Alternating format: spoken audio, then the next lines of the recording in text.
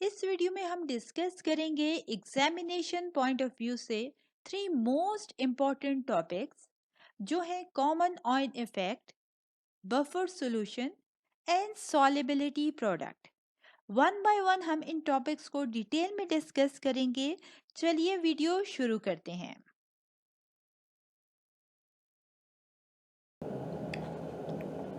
So what is common ion effect? Common ion effect क्या है? चलिए डेफिनेशन से जानते हैं। The process in which the ionization of a weak electrolyte decreases और suppresses by the addition of a common ion from outside is called common ion effect.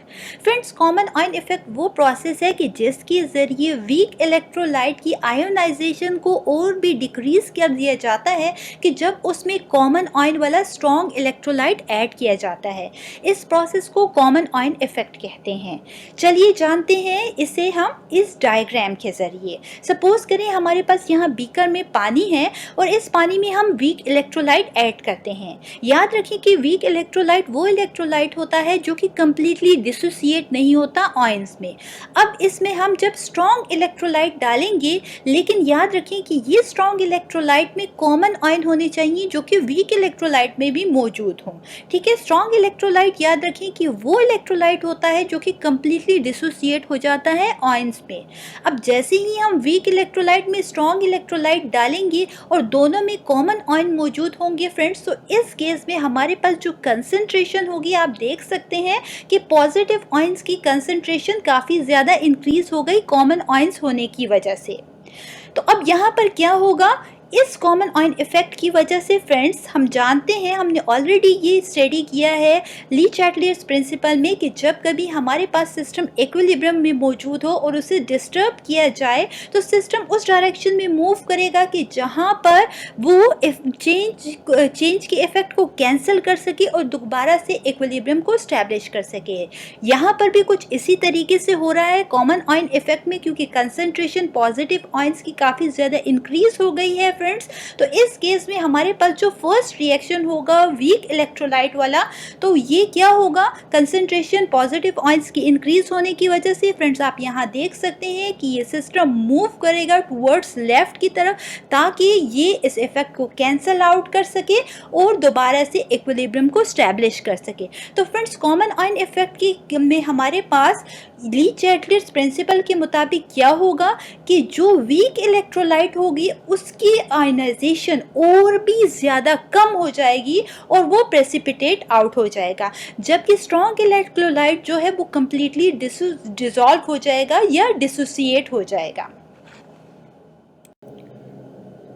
Example of common ion effect. Friends, common ion effect की example को समझने के लिए हम एक beaker लेते हैं जिसमें पानी मौजूद है। फ्रेंड्स, इसमें सबसे पहले हम अमोनिया ऐड करेंगे। अमोनिया वाटर के साथ रिएक्ट करेगा और ये हमारे पास ammonium and hydroxyl ion formation करेगा। ये एक वीक इलेक्ट्रोलाइट है जो कि कंप्लीटली डिसोसिएट नहीं होगा। फ्रेंड्स, अब इसमें हम स्ट्रॉन्ग इलेक्ट्रोलाइट को ऐड करेंगे, लेकिन याद रखें कि हमारे पास स्ट्रॉन्ग इलेक्ट्रोलाइट जो ऐड कर रहे हैं उसमें कॉमन आयन होना चाहिए जो कि वीक इलेक्ट्रोलाइट में भी मौजूद हो। फ्रेंड्स, इस केस में हम अमोनियम क्लोराइड को स्ट्रॉन्ग इलेक्ट्रोलाइट के तौर पर ऐड करेंगे। अमोनियम क्लोराइड जो कि एक स्ट्रॉन्ग इलेक्ट्रोलाइट है मींस कंप्लीटली डिसोसिएट हो जाएगा आयंस में, और यहाँ पर हमारे पास ammonium ion and chloride ion formation होगी। आप देख सकते हैं कि इसके रिजल्ट में आप हमारे पास अमोनियम आयन की कंसंट्रेशन इंक्रीज हो चुकी है। ठीक है, क्योंकि कॉमन आयन है वीक इलेक्ट्रोलाइट और स्ट्रॉन्ग इलेक्ट्रोलाइट में। अब हम जानते हैं कि ली चैटलियर्स प्रिंसिपल के मुताबिक कि जब कभी हमारे पास सिस्टम इक्विलिब्रियम में मौजूद हो, जैसे कि यहाँ पर मौजूद था, और फिर उसमें स्ट्रॉन्ग इलेक्ट्रोलाइट की एडिशन की वजह से डिस्टर्बेंस क्रिएट की गई, तो ये इक्विलिब्रियम जो है डिस्टर्ब हो गया। हम जानते हैं कि ली चैटलियर्स प्रिंसिपल में हमें बताया गया है कि जब कभी आपके पास सिस्टम इक्विलिब्रियम में हो और उसे डिस्टर्ब किया जाए तो उसके रिजल्ट में हमारे पास सिस्टम उस डायरेक्शन में मूव करता है कि जहाँ पर इस इफेक्ट को वो कैंसल आउट कर सके और दोबारा से इक्विलिब्रियम को अचीव कर सके। फ्रेंड्स, यहाँ पर क्योंकि हमारे पास अमोनियम आयन की कंसंट्रेशन काफ़ी ज़्यादा इंक्रीज हो चुकी है, तो फर्स्ट जो रिएक्शन है वीक इलेक्ट्रोलाइट का, यहाँ पर हमारे पास सिस्टम मूव करेगा टूवर्ड्स लेफ्ट की तरफ ताकि इस इफेक्ट को कैंसल आउट कर सके और दोबारा से इक्विलिब्रियम को स्टैब्लिश कर सके। फ्रेंड्स, तो इसके रिजल्ट में हमारे पास जब सिस्टम फर्स्ट रिएक्शन का मूव करेगा टूवर्ड्स लेफ्ट की तरफ, तो इस केस में हमारे पास जो अमोनिया है उसकी कंसंट्रेशन, जो आयनाइजेशन है, और भी सप्रेस हो जाएगी और ये और भी ज़्यादा वीक बेस बन जाएगा। Purification of sodium chloride. Sodium chloride जो कि टेबल साल्ट या नमक कहलाता है, क्या आप जानते हैं कि इसकी प्योरिफिकेशन के लिए जो प्रोसेस अप्लाई किया जाता है वो कॉमन आयन इफेक्ट है? जी हाँ, सोडियम क्लोराइड की प्योरिफिकेशन के लिए कॉमन आयन इफेक्ट का प्रोसेस अप्लाई किया जाता है। फ्रेंड्स, सबसे पहले वाटर को लिया जाता है, इस वाटर में सोडियम क्लोराइड को as a weak electrolyte add किया जाता है। हम जानते हैं कि वीक इलेक्ट्रोलाइट वो इलेक्ट्रोलाइट होता है जो कि कंप्लीटली डिसोसिएट नहीं होता आयंस में।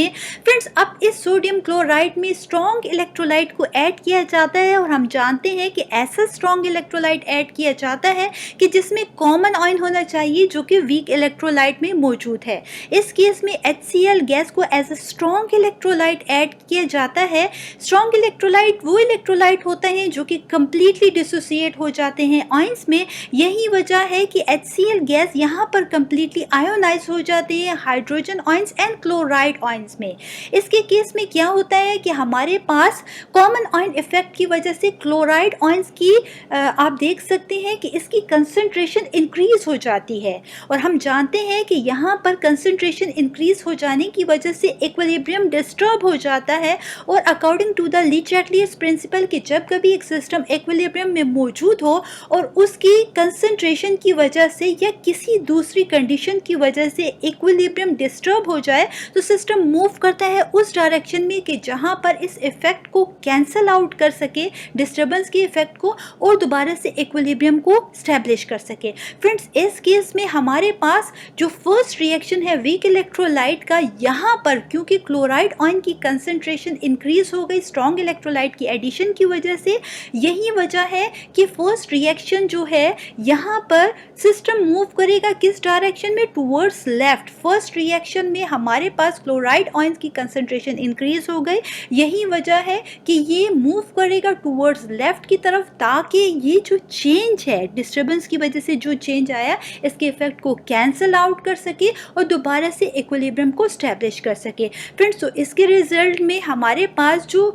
सोडियम क्लोराइड जो कि हमारे पास वीक इलेक्ट्रोलाइट है, ये इसकी आयनाइजेशन और भी सप्रेस हो जाएगी, मींस इसकी आयनाइजेशन और भी कम हो जाएगी और हमारे पास जो सोडियम क्लोराइड आयंस जो होंगे ये सेटल डाउन हो जाएंगे एट द बॉटम में, जबकि हमारे पास जो इम्प्योरिटीज़ हैं ये ऊपर डिसॉल्व हो जाएंगी कम्प्लीटली। फ्रेंड्स, यही प्रोसेस है जिसके ज़रिए सोडियम क्लोराइड को प्यूरिफाई किया जाता है। अब ये जो हमारे पास क्रिस्टल बन जाते हैं सोडियम क्लोराइड की, जो कि इसकी बेस में हमारे पास आ जाते हैं, इसको फिल्ट्रेशन के ज़रिए सेपरेट आउट किया जा सकता है easily. Detection of group 2A and group 2B basic radical.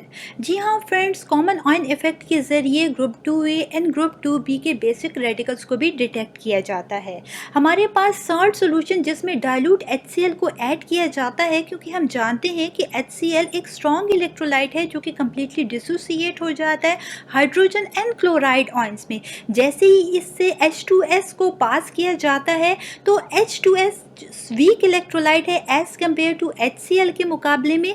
यही वजह है कि ये कम्प्लीटली डिसोसिएट नहीं होता आयंस में। फ्रेंड्स, हमारे पास क्योंकि अब कॉमन आयन आ चुका है, हाइड्रोजन आयन, आप देख सकते हैं कि हमारे पास कॉमन आयन है स्ट्रॉन्ग और वीक इलेक्ट्रोलाइट में। यही वजह है कि हमारे पास कंसंट्रेशन हाइड्रोजन आयन की इंक्रीज हो जाती है और इस केस में हमारे पास क्योंकि हाइड्रोजन आयन की कंसंट्रेशन इंक्रीज हो गई है, अब ये जो सिस्टम होगा ये मूव करेगा। फर्स्ट जो रिएक्शन है आप देख सकते हैं according to the Le Chatelier's principle की वजह से, क्योंकि इक्विलिब्रियम डिस्टर्ब हो चुका है, अब ये मूव करेगा टूवर्ड्स लेफ्ट की तरफ। फर्स्ट रिएक्शन ताकि इस इफेक्ट को कैंसल आउट कर सके और इसके रिजल्ट में हमारे पास जो ग्रुप 2b के बेसिक रेडिकल्स हैं ये प्रेसिपिटेट आउट हो जाएंगे। Detection of group 3 basic radical. जी हाँ फ्रेंड्स, ग्रुप 3 बेसिक रेडिकल्स की डिटेक्शन के लिए भी कॉमन आयन इफेक्ट ही का प्रोसेस अप्लाई किया जाता है। साल्ट सोल्यूशन में जिसमें ऐड होता है हमारे पास अमोनियम हाइड्रोक्साइड जो कि एक वीक इलेक्ट्रोलाइट है फ्रेंड्स। जैसे ही इसमें अमोनियम क्लोराइड को ऐड किया जाता है जो कि एक स्ट्रॉन्ग इलेक्ट्रोलाइट है, मीन्स कम्प्लीटली डिसोसिएट हो जाता है आयंस में। तो अब क्या होता है, क्योंकि कॉमन अमोनियम आयंस मौजूद होते हैं इस वीक और स्ट्रॉन्ग इलेक्ट्रोलाइट में, यही वजह है कि हमारे पास अमोनियम आयन की कंसंट्रेशन इंक्रीज हो जाती है फ्रेंड्स।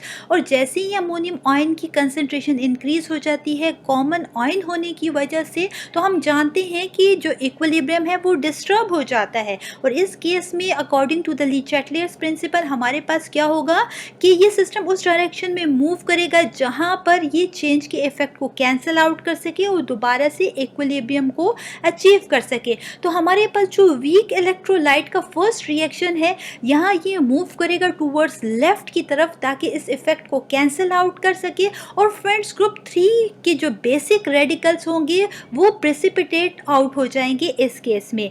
यही वजह है कि हमारे पास ग्रुप 3 के जो बेसिक रेडिकल्स हैं उनकी भी डिटेक्शन के लिए कॉमन आयन इफेक्ट ही का प्रोसेस अप्लाई किया जाता है। So what is buffer solution? A solution which resists a change in pH when a small amount of a strong acid or a strong base is added to it. Friends याद रखें कि buffer solution वो solution होता है जो अपनी pH को change नहीं होने देता, मीन्स pH रिमेन्स अनचेंज्ड जब उसमें स्मॉल अमाउंट में स्ट्रॉन्ग एसिड या स्ट्रॉन्ग बेस ऐड किया जाए। डिस्कस करते हैं preparation of a buffer solution और the composition of a buffer solution. Friends किस तरीके से हम बफर सॉल्यूशन को प्रिपेयर कर सकते हैं, इसी को समझने के लिए सबसे पहले हम बात करेंगे two types of a buffer solution की। यहाँ फर्स्ट है acidic buffer and the second is the basic buffer, कि एसिडिक एंड बेसिक बफर क्या होते हैं और फिर हम इसको किस तरीके से प्रिपेयर कर सकते हैं। Friends acidic buffers are the buffers which contain weak acid and its highly ionisable salt.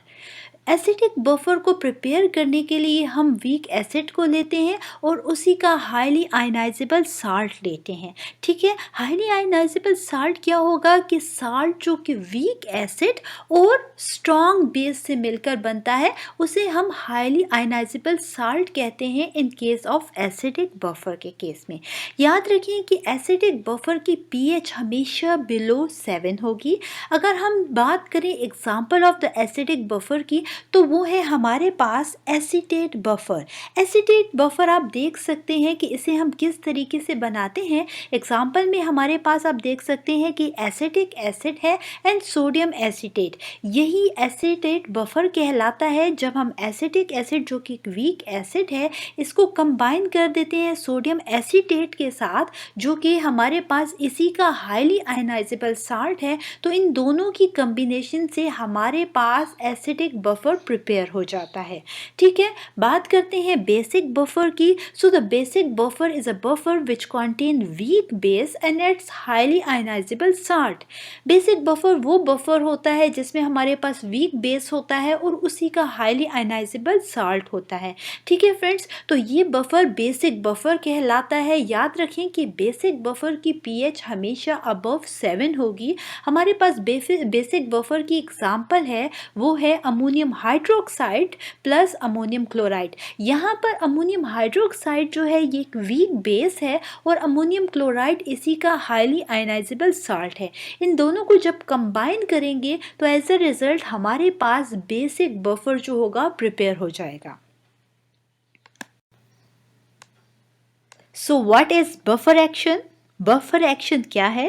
Friends, अगर हम सिंपल वर्ड्स की बात करें तो बफर एक्शन को हम सिंपली कह सकते हैं कि ये पीएच रेजिस्टेंस सिस्टम है ऑफ अ बफर सॉल्यूशन। कि बफर सॉल्यूशन किस तरीके से रेजिस्ट करता है कि वो अपनी पीएच को चेंज ना करे, तो ये जो सिस्टम है, ये एक्शन जो है बफर सॉल्यूशन का, ये बफर एक्शन कहलाता है। By definition, the resistance offered by a buffer solution to change in the pH on the addition of an acid or a base is called a buffer action। कि वो resistance जो offer करता है buffer solution कि अपनी pH को change ना करे जब उसमें स्मॉल अमाउंट में एसिड या बेस को ऐड किया जाए, तो इस रेजिस्टेंस को बफर एक्शन कहा जाता है। डिस्कस करते हैं buffer action in acidic buffer कि किस तरीके से एसिडिक बफर अपनी पीएच को मेंटेन रखते हैं जब उसमें स्मॉल अमाउंट में एसिड या बेस को ऐड किया जाए। फ्रेंड्स, एसिडिक बफर वो बफर होते हैं जो कि weak acid and its highly ionisable salt से बनाए जाते हैं। यहाँ पर हमारे पास वीक एसिड है acidic acid and its highly ionisable salt है सोडियम एसीटेट। ठीक है फ्रेंड्स, अब क्या होता है कि एसिडिक एसिड एक वीक एसिड है, यही वजह है कि ये स्लाइटली डिसोसिएट होगा आयंस में और हमारे पास acetate ions and the hydrogen ion formation करेंगे। जबकि हाईली आयनाइजेबल साल्ट जो कि सोडियम एसीटेट है, ये कंप्लीटली डिसोसिएट हो जाएगी आयंस में और acetate ions and sodium ion formation करेगी। ये एक एसिडिक बफर है। ठीक है, अब जैसे ही इसमें स्मॉल अमाउंट में एसिड को ऐड करते हैं, मींस H+ आयंस को ऐड करेंगे फ्रेंड्स, तो क्या होगा हमारे पास कि एसिड के ऐड करने से हमारे पास ये जो सिस्टम है इसका इक्विलिब्रियम डिस्टर्ब हो जाएगा। ठीक है, तो अब ये जब सिस्टम का इक्विलिब्रियम डिस्टर्ब हो जाएगा तो हम जानते हैं according to the Le Chatelier's principle कि जब कभी हमारे पास एक सिस्टम इक्विलिब्रियम में हो और उसे डिस्टर्ब किया जाए तो इस डिस्टर्बेंस के रिजल्ट में सिस्टम ऐसी डायरेक्शन में मूव करता है कि इस डिस्टर्बेंस के इफेक्ट को कैंसिल आउट कर सके और दोबारा से एक न्यू इक्विलिब्रियम को स्टैब्लिश कर सके। तो हाइड्रोजन आयन के ऐड करने से, एसिड के ऐड करने से क्या होगा, ये hydrogen ion immediately acetate ions के साथ कंबाइन करेंगे। आप देख सकते हैं फर्स्ट रिएक्शन में कंबाइन हो रहे हैं और ये हमारे पास वीक एसिड यानी एसिटिक एसिड फॉर्मेशन करेंगे ताकि ये जो डिस्टर्बेंस क्रिएट हुई है इस इक्विलिब्रियम में, इसको कैंसिल आउट कर सके और दोबारा से एक न्यू इक्विलिब्रियम को स्टैब्लिश कर सके। ठीक है, तो यही वजह है कि हमारे पास एसिड जब स्मॉल अमाउंट में ऐड करते हैं तो वो इस इक्विलिब्रियम को डिस्टर्ब नहीं होने देता, क्योंकि वो एसिटेट आयंस के साथ कंबाइन होकर दोबारा से एसिटिक एसिड में कन्वर्ट हो जाता है। अब जैसे ही हम बेस को ऐड करते हैं, मींस हाइड्रोक्सिल आयन को ऐड करेंगे, तो उसके रिजल्ट में क्या होगा, पीएच कैसे मेंटेन रहेगी। तो ये हाइड्रोक्सिल आयन आप देख सकते हैं फर्स्ट रिएक्शन में आप हमारे पास क्या कर रहे हैं, हाइड्रोजन आयन के साथ कंबाइन हो रहे हैं और इसके रिजल्ट में वाटर फॉर्मेशन कर रहे हैं। ठीक है, अब वाटर फॉर्मेशन तो हमारे पास हो गई, लेकिन हम यहाँ देख सकते हैं कि हमारे पास ये रिएक्शन यहाँ पर डिस्टर्ब हो रहा है, क्योंकि हाइड्रोक्सिल आयन हाइड्रोजन आयन के साथ कंबाइन जैसे ही होंगे तो मींस वाटर की फॉर्मेशन करने के बाद हमारे पास यहाँ पर रिएक्शन में हाइड्रोजन आयन जो होंगी उसकी कमी हो जाएगी। तो इसको पूरा करने के लिए क्या होगा, यहाँ पर डिस्टर्बेंस क्रिएट हो गई है इक्विलिब्रियम में और इसको क्या होगा, जैसे ही ये हाइड्रोजन आयन कंबाइन होंगे हाइड्रोक्सिल आयन के साथ और वाटर फॉर्मेशन करेंगे, इमीडिएटली उसी टाइम पर एक एसिटिक एसिड जो होगा वो डिसोसिएट हो जाएगा acetate ions and hydrogen ion की, ताकि जो हाइड्रोजन आयन है इसकी कमी को पूरा कर सके और इस इक्विलिब्रियम को डिस्टर्ब ना होने दे। फ्रेंड्स, यही वजह है कि हमारे पास जो है एसिडिक बफर की जो पीएच है वो मेंटेन रहती है, वो चेंज नहीं होती, क्योंकि जैसे ही रिएक्शन में कोई डिस्टर्बेंस क्रिएट होती है तो उसके रिजल्ट में हमारे पास क्या होता है कि उसको जल्दी से फिल कर लिया जाता है ताकि वो रिएक्शन डिस्टर्ब ना हो और इक्विलिब्रियम जो हो मेंटेन रहे।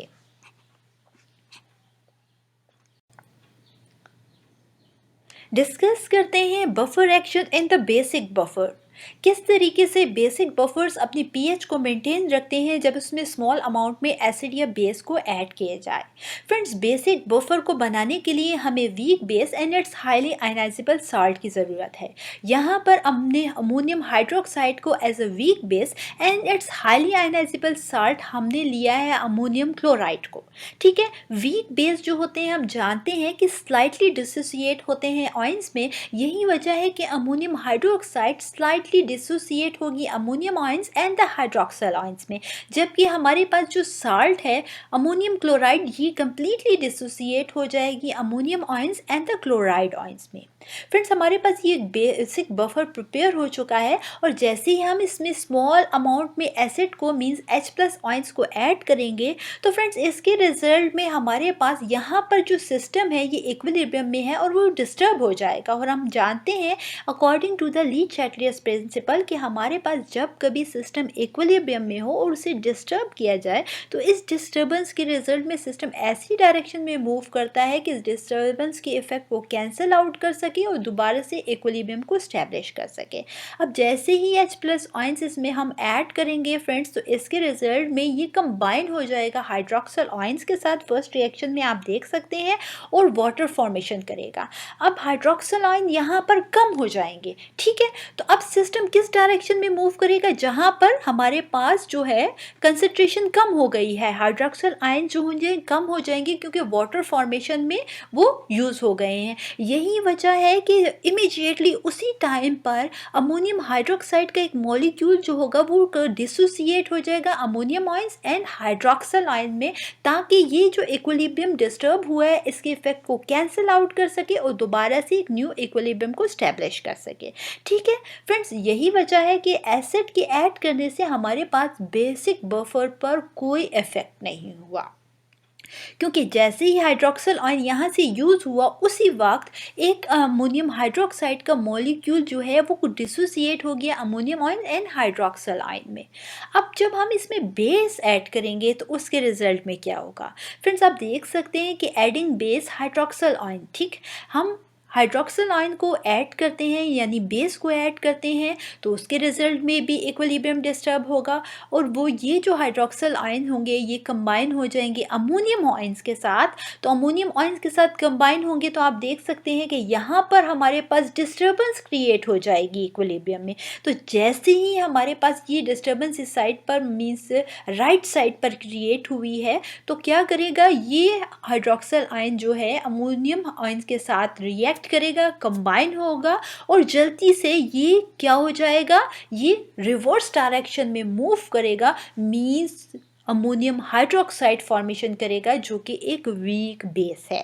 फ्रेंड्स, यही वजह है कि हमारे पास एसिड या बेस के ऐड होने से बफर सॉल्यूशन पर कोई इफेक्ट नहीं होता, क्योंकि हमारे पास इक्विलिब्रियम जो है उसको डिस्टर्ब नहीं होने देता ये बफर सॉल्यूशन। यही वजह है कि इसकी पीएच मेंटेन रहती है।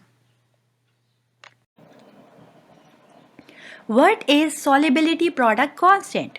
Solubility product constant is simply the measure of solubility in case of insoluble solute. Friends, simply the solubility product constant की बात की जाए तो हमें ये बताता है कि कितना amount of solute dissolve होगा solvent में in case of insoluble solute के केस में। क्योंकि हम जानते हैं कि insoluble solute या salt की बात की जाए तो ये वो solute होते हैं जो कि completely dissociate नहीं होते आयंस में, बल्कि ये कुछ amount में dissociate होंगे आयंस में और कुछ एज इट इज सॉलिड की फॉर्म में मौजूद रहेंगे। जैसे कि आप देख सकते हैं कि सिल्वर क्लोराइड की हमने बात कर रहे हैं यहाँ पर, तो सिल्वर क्लोराइड जो है ये एक इनसॉल्युबल सॉल्ट है जो कि कंप्लीटली डिसोसिएट नहीं होगा आयंस में और ये कुछ अमाउंट में एज इट इज सॉलिड की फॉर्म में भी मौजूद रहेगा।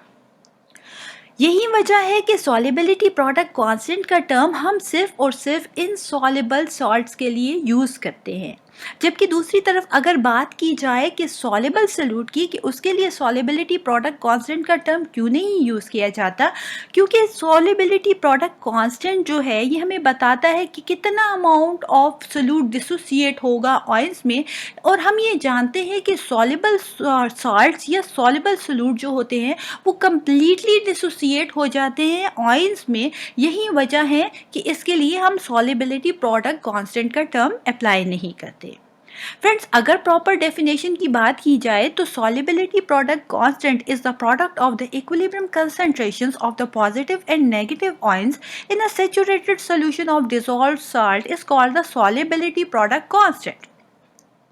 फ्रेंड्स, सॉल्युबिलिटी प्रोडक्ट कांस्टेंट जो होता है ये हमारे पास हमें बताता है कि कितना हमारे पास saturated solution of dissolve salt में कितना हमारे पास आयंस फॉर्मेशन हो रही है। जैसे कि आप देख सकते हैं कि हमारे पास इक्वेशन है सिल्वर क्लोराइड जो कि सॉलिड की फॉर्म में मौजूद है, और हम जानते हैं कि ये एक इनसॉल्युबल साल्ट है और ये डिसोसिएट हो जाता है बहुत कम अमाउंट में silver ions and chloride ions में, और कुछ as it is silver chloride जो है वो सॉलिड की फॉर्म में भी मौजूद रहता है।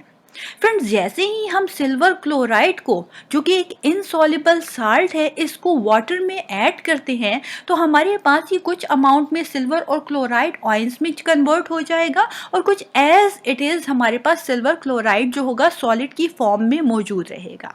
अब यहाँ पर हमारे पास जो प्रोडक्ट फॉर्मेशन होगी सिल्वर और क्लोराइड आयंस की इस saturated solution of dissolved salt में, यही सॉल्युबिलिटी प्रोडक्ट कांस्टेंट कहलाती है।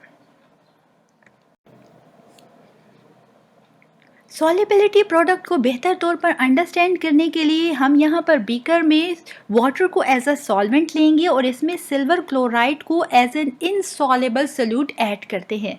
फ्रेंड्स, हम जानते हैं कि सिल्वर क्लोराइड एक इनसॉल्युबल साल्ट होती है जो कि कम्प्लीटली डिसोसिएट नहीं होगी आयंस में। यही वजह है कि यहाँ बीकर में हमारे पास कुछ अमाउंट में सिल्वर और क्लोराइड आयंस मौजूद होंगे और काफ़ी हद तक as it is silver chloride undissolved salt की फॉर्म में मौजूद रहेगा। ठीक है फ्रेंड्स, और हमारे पास ये एक सैचुरेटेड सॉल्यूशन है। सैचुरेटेड सॉल्यूशन क्या होता है? जिसमें मैक्सिमम अमाउंट ऑफ सॉल्यूट जो होगा डिसॉल्व हो जाएगा और उससे ज़्यादा अगर हम ऐड करेंगे तो वो डिसॉल्व नहीं होगा। ठीक है, और याद रखें कि हमारे पास सॉल्युबिलिटी प्रोडक्ट को मालूम करने के लिए ये सॉल्यूशन इक्विलिब्रियम में होना चाहिए। इक्वेशन जो है या रिएक्शन जो है वो इक्विलिब्रियम में होना चाहिए, और यहाँ पर हम ये कंसीडर करते हैं कि इस वक्त ये रिएक्शन इक्विलिब्रियम में मौजूद है, तभी हम यहाँ पर सॉल्युबिलिटी प्रोडक्ट को मालूम कर सकते हैं। अब हमारे पास आप इक्वेशन देख सकते हैं, सिल्वर क्लोराइड जो कि सॉलिड की फॉर्म में है और ये डिसोसिएट हो रहा है एक्वस सॉल्यूशन में silver ions and chloride ions में। तो हम यहाँ पर लॉ ऑफ मास एक्शन को हम अप्लाई कर सकते हैं, और हम जानते हैं कि लॉ ऑफ मास एक्शन के मुताबिक हमारे पास इक्विलिब्रियम कंसंट्रेशन Kc इक्वल होती है equilibrium concentration of the product over the equilibrium concentration of the reactant की। तो यहाँ पर हमारे पास जो प्रोडक्ट है वो है silver ions and chloride ions, और रिएक्टेंट जो है वो हमारे पास है सिल्वर क्लोराइड जो कि सॉलिड की फॉर्म में मौजूद है। ये स्क्वायर ब्रैकेट रिप्रेजेंट कर रही है इक्विलिब्रियम कंसंट्रेशन की। तो आप देख सकते हैं कि पहले हमने क्या लिखा, इक्विलिब्रियम कंसंट्रेशन ऑफ प्रोडक्ट, और डिनोमिनेटर में हमने लिखा इक्विलिब्रियम कंसंट्रेशन ऑफ रिएक्टेंट को। अब यहाँ पर एक बात जो कि गौर करने की है वो है सिल्वर क्लोराइड जो कि सॉलिड की फॉर्म में मौजूद है, और हम जानते हैं कि जब कभी हमारे पास सॉलिड की फॉर्म में सिल्वर क्लोराइड या कोई दूसरा सॉल्यूट होगा तो ये हम कंसीडर करते हैं कि ये जो है कांस्टेंट है। क्यों ये कांस्टेंट है? क्योंकि ये एक इनसॉल्युबल साल्ट है और बहुत कम अमाउंट में डिसोसिएट होता है। यही वजह है कि इसे हम कांस्टेंट कंसीडर करते हैं। अब यहाँ पर आप देख सकते हैं कि इसके कांस्टेंट होने की वजह से हमने सिल्वर क्लोराइड को जो है इसको शिफ्ट कर दिया है दूसरी साइड पे कांस्टेंट के साथ, और अब आप इक्वेशन देख सकते हैं। नेक्स्ट इक्वेशन है Kc इंटू स्क्वायर ब्रैकेट में हमने लिख दिया silver chloride is equal to the equilibrium concentration of the silver ions and the equilibrium concentration of the chloride ions. ठीक है, क्यों हमने शिफ्ट किया? क्योंकि हम ये जानते हैं कि सिल्वर क्लोराइड जो है ये कांस्टेंट रहेगा, ये चेंज नहीं होगी इसकी कंसंट्रेशन। अब नेक्स्ट इक्वेशन में हमने इसी जो इक्विलिब्रियम कंसंट्रेशन है सिल्वर क्लोराइड की, इसको हमने रिप्लेस कर दिया K से। ठीक है, क्योंकि एक कांस्टेंट टर्म है। तो अब हमारे पास इक्वेशन हो गई Kc into K is equal to the equilibrium concentration of the silver and the equilibrium concentration of the chloride ions. अब Kc into K को हमने दो कांस्टेंट को कंबाइन करके एक नया कांस्टेंट बनाया और वो क्या है, वो हमारे पास है Ksp। अब Ksp रिप्रेजेंट कर रहा है सॉल्युबिलिटी प्रोडक्ट कांस्टेंट को और ये इक्वल होता है किसके, product of the equilibrium concentration of the positive and negative ions. तो आप देख सकते हैं कि हमारे पास इक्विलिब्रियम कंसंट्रेशन है of the silver and the chloride ions जो कि रिप्रेजेंट कर रहा है सॉल्युबिलिटी प्रोडक्ट कांस्टेंट Ksp को।